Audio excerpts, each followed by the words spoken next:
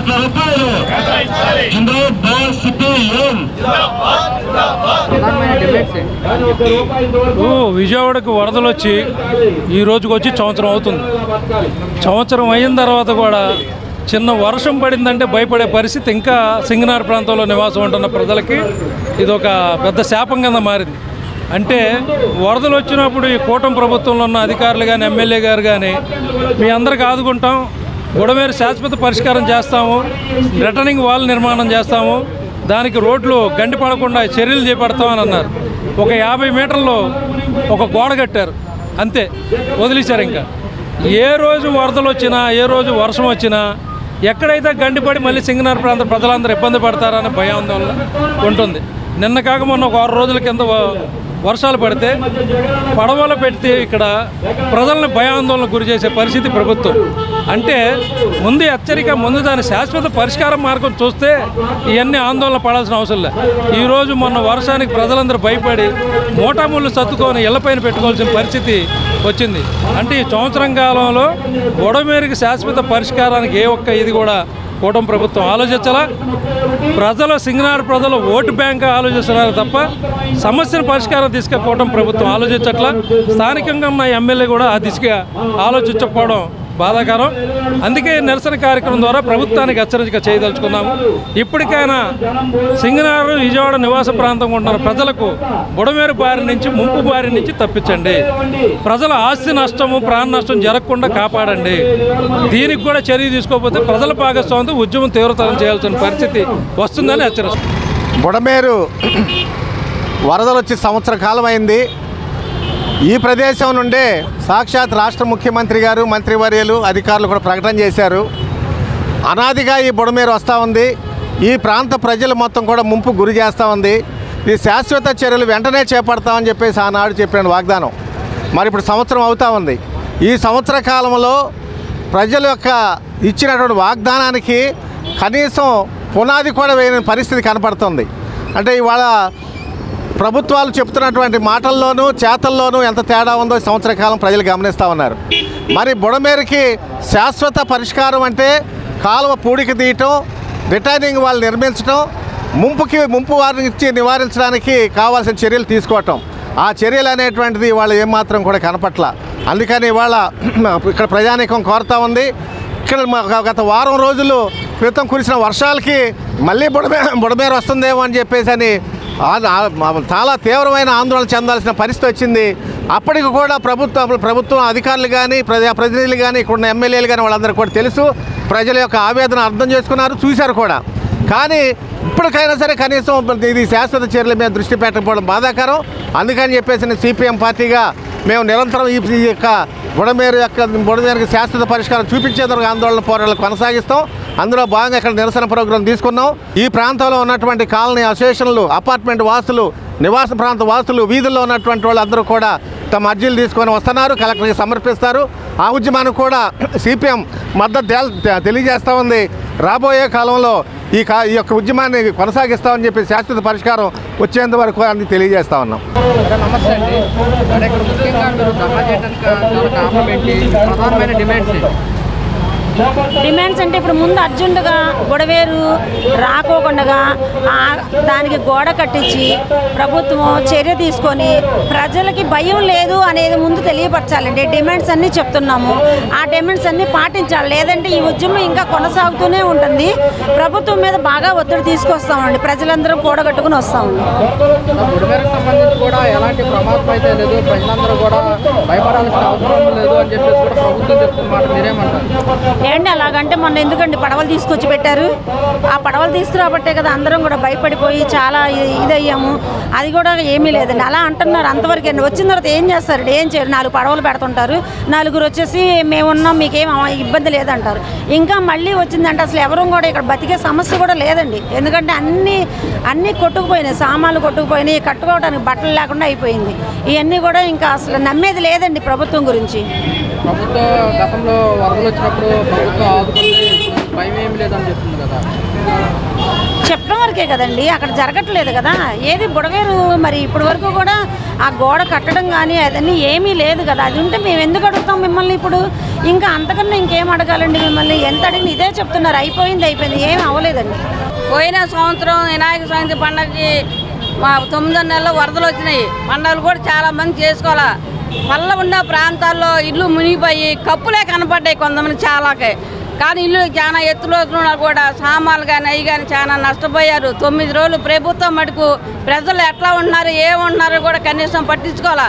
కాకపోతే మిగతా సంస్థల వాళ్ళు పాలు కానీ అవి కానీ భోజనాలు కానీ పులిహారు కానీ వాళ్ళు పంపించారు, జనానికి ఏర్పాటు చేశారు. కానీ ప్రభుత్వం ద్వారా మటుకు ఏం పెట్టలేదు. ప్రభుత్వం వాళ్ళు కార్పొరేషన్ వాళ్ళు వచ్చి అగ్గిపెట్లు చిన్న అగ్గిపెట్లు కొవ్వొత్తులు దామల చక్రాలు ఇచ్చారు తప్ప వాళ్ళు మటుకు ప్రభుత్వం వాళ్ళు ఏం ఖర్చు పెట్టలేదు. ఆ నిధులు దాదాపు సినిమా యాక్టర్లు అందరూ కూడా బోర్డు నిధులు ప్రభుత్వానికి ఇచ్చారు. కానీ ఆ డబ్బులు ఏమైనా చెప్పలేదు ఇంతవరకు. అందుకనే కృష్ణా నది కరకట్ట ఎట్లాగా రాజేసి గోడ కట్టారు అట్లాగే ఈ బుడమేరు వంతెన కూడా మొత్తం నీళ్ళు ఎక్కడి నుంచి వస్తున్నాయి అంతవరకు భారీ ఎత్తున గోడ కట్టి నీళ్ళు రాకుండా పల్ల ప్రాంతాలని కాపాడాలని ప్రభుత్వానికి డిమాండ్ చేస్తున్నాం. ఇదే మొన్న కూడా 3 రోజులు 4 రోజులు వర్షం వచ్చిన రోజు కూడా చిన్న ప్రాంతాలు చిన్న ఇల్లు కూడా నడువులో ఇళ్ళలోకి నీళ్ళు వచ్చినాయి. గంట సేపు గట్టిగా వర్షం వస్తే ఇళ్ళలోకి నీళ్ళు వచ్చేస్తున్నాయి. భయపడ్డారు, అన్ని మూటలు కట్టుకొని ఆటకలు మేము పెట్టుకున్నారు. కానీ ఇదే పరిస్థితి రాకోకుండా ప్రభుత్వం ఎమ్మటే చర్య తీసుకొని ఆ కరకట్టను పూర్తి చేయాలని చెబుతూ ప్రభుత్వానికి డిమాండ్ చేస్తున్నాం. కృష్ణలంక కరకట్ట కనుక జగన్ గారు పూర్తి చేయకుండా ఉంటే పరిస్థితి ఎలా ఉండేది? కృష్ణలంక కట్టక ముందు మటుకు ఇల్లు తీసేయాలి, ఇక్కడ ఇల్లు మునిగిపోతున్నాయి అని ప్రబోధనలో పెట్టారు. అప్పుడు కమ్యూనిస్టు కార్పొరేషన్లో అధికారంలో ఉన్నారు కాబట్టి జనం పేదవాళ్ళు ఉన్నారు. ఇక్కడ వాళ్ళని తీసేస్తే ఎక్కడ ప్రత్యామ్నాయం లేదని ఇక్కడ గోడ కట్టాలని కమ్యూనిస్టులు ఆ రోజున పోరాటం చేశాం. కార్పొరేషన్లో కూడా ప్రబోధన పెట్టి గోడ కట్టేలాగా మనం చూసాం. కాబట్టి గోడ కట్టిన తర్వాత కృష్ణలంకలో నీళ్ళు పెద్దగా రావట్లా. ఎందుకంటే గోడ ఎత్తుగా ఉంది, కొద్దిగా పల్లంగా ఏదో ఒకటి దాని పక్కన ఉన్న నీళ్ళు వస్తున్నాయి తప్ప కృష్ణలంకలో మటుకు ప్రాంతానికి నీళ్ళు రావట్లేదు.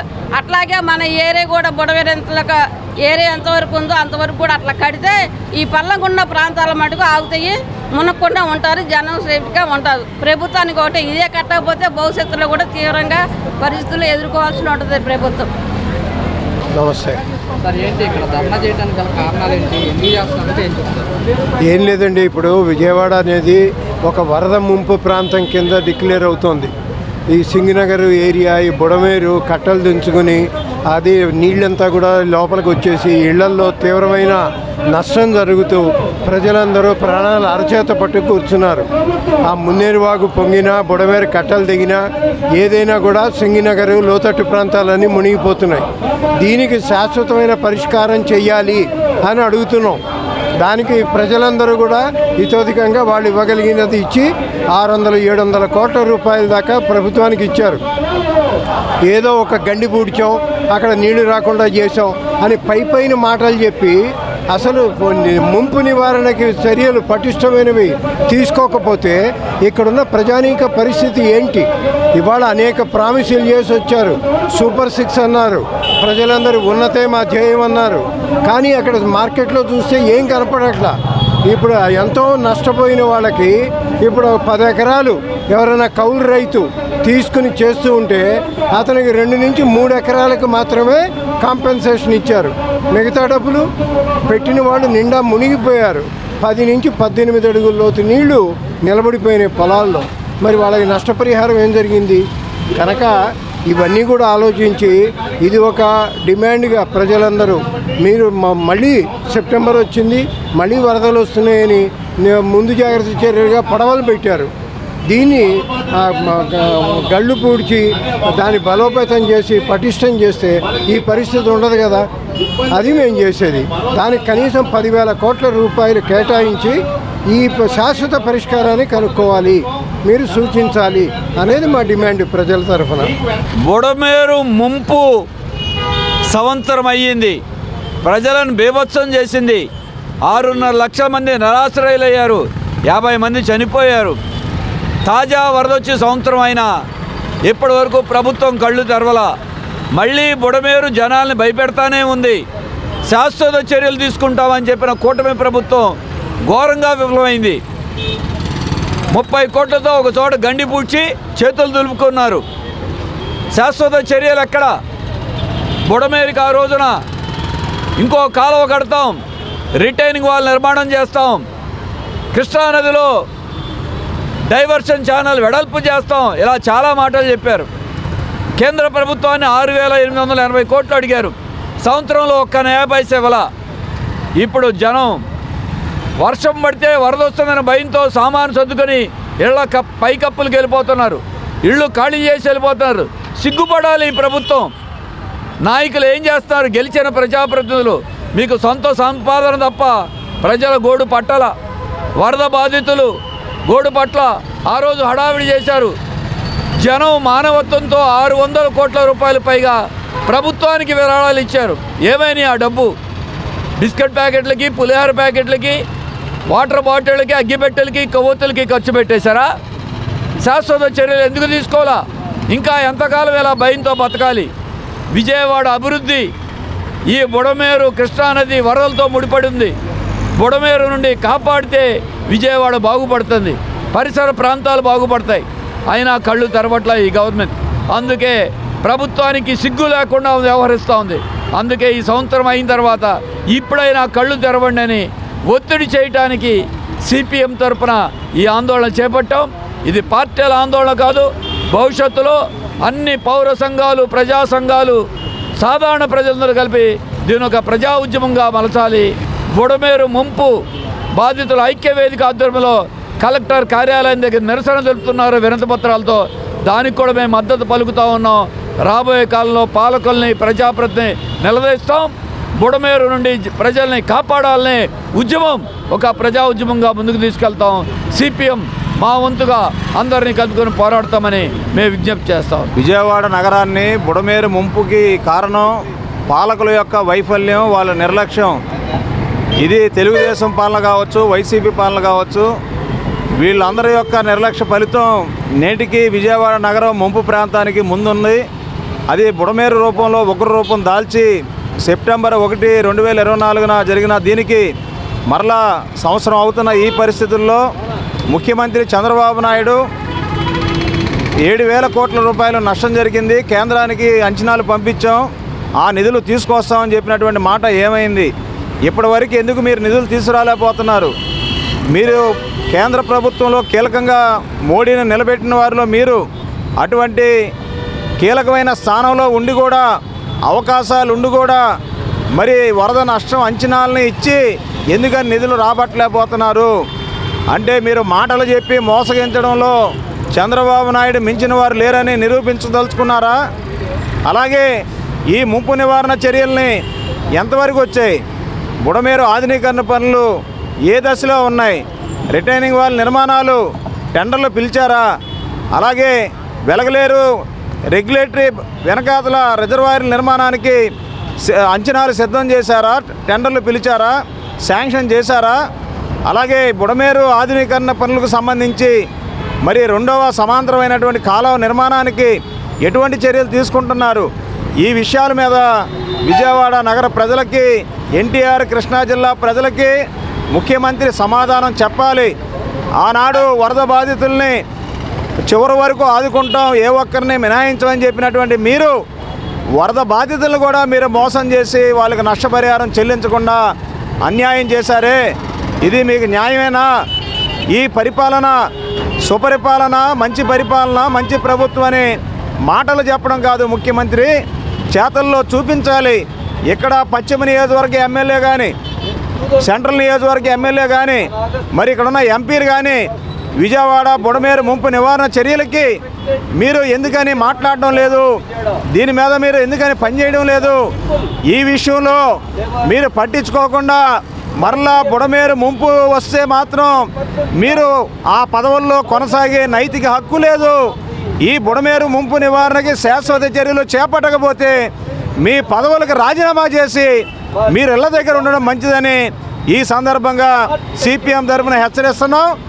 విజయవాడ ప్రజలారా, ఎన్టీఆర్ కృష్ణా జిల్లా ప్రజలారా, మనమందరం సెప్టెంబర్ 1వ తేదీ చీకటి దినాన్ని మరి ప్రభుత్వాన్ని కళ్ళు తెరిపించే విధంగా, శాశ్వత ముంపు చర్యలు చేపట్టే విధంగా 10,000 కోట్లు తక్షణం విడుదల చేసే విధంగా ఈ ప్రభుత్వాల మీద ఒత్తిడి చేసుకొచ్చేదానికి మరి జిల్లా కలెక్టర్ కార్యాలయాలకి మన కాలనీల నుంచి మన ప్రాంతాల నుంచి మరి సామూహికంగా రాయబారాలు కార్యక్రమాలకి మీరు అందరూ కూడా రావాలని విజ్ఞప్తి చేస్తున్నాం.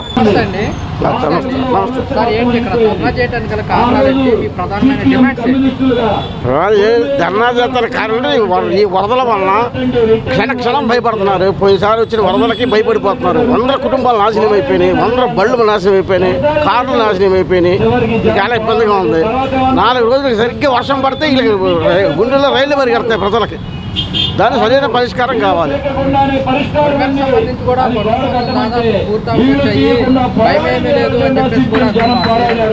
అవన్నీ ఉత్తి మాటలండి, అవన్నీ ఉత్తి మాటలు.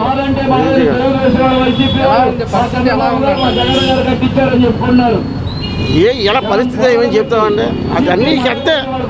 ఇలా ఏదో మా పార్టీలో ఉన్నాయని మేము చేసుకోవడం తప్ప ఇప్పుడు ఎలా అనిపించింది?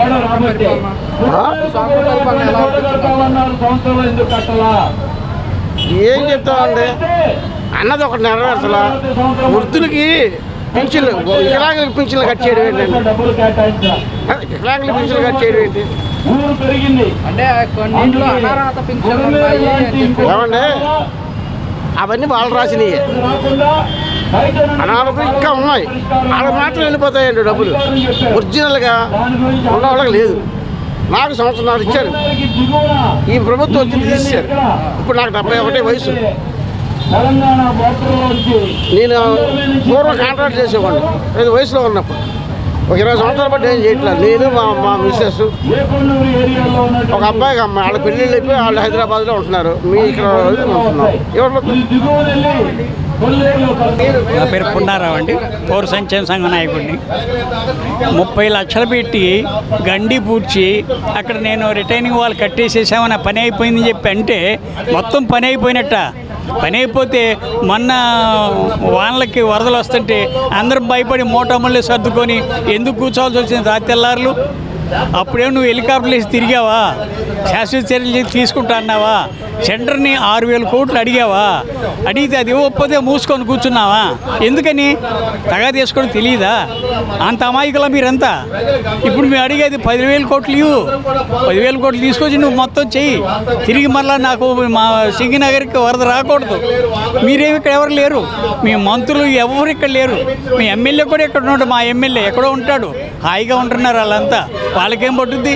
వాళ్ళ ఇళ్లలోకి నీళ్ళు రావు కదా, వాళ్ళని ముట్టి కింద కూడా నీళ్ళు వస్తే తెలిసేది ఆ బాధ ఏంటనేది. కనుక ఇప్పటికైనా శాశ్వత నివారణ కోసం మేము మొన్న 25 నుంచి క్యాంపెయిన్ చేస్తున్నాం. 26 రౌండ్ టేబుల్ సమావేశం పెట్టాము ఇక్కడ సింగనగర్లో. పెద్ద ఎత్తున దానికే జనం వచ్చారు. మొన్న ఈరోజు మొత్తం మహాధారణగా పెట్టుకున్నాం. కలెక్టర్ గారిని కలిసి మెమరాండం ఇస్తాం, చీఫ్ మినిస్టర్ కూడా మెమరాండాలు పంపిస్తాం. ఏమైనా వెంటనే వాళ్ళు ఈ 10,000 కోట్లు కేటాయించి సెంటర్తో కేటాయిస్తావా, నువ్వు తగా తీసుకుంటావా, మమ్మల్ని కూడా రమ్మంటావా, అది ఆలోచించుకొని నువ్వు అది వచ్చినట్టు చూసి శాశ్వత నివారణ చర్యలు చేపట్టాలి.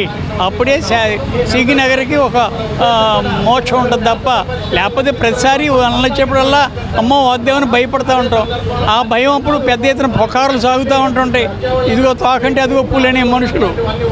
దాంతో అది పెద్ద సమస్య. అట్లా జరగకుండా చూడాలని, శాశ్వత నివారణ చేపట్టాలని 10,000 కోట్లు శాంక్షన్ చేయించాలని చెప్పి కోరుతున్నాను.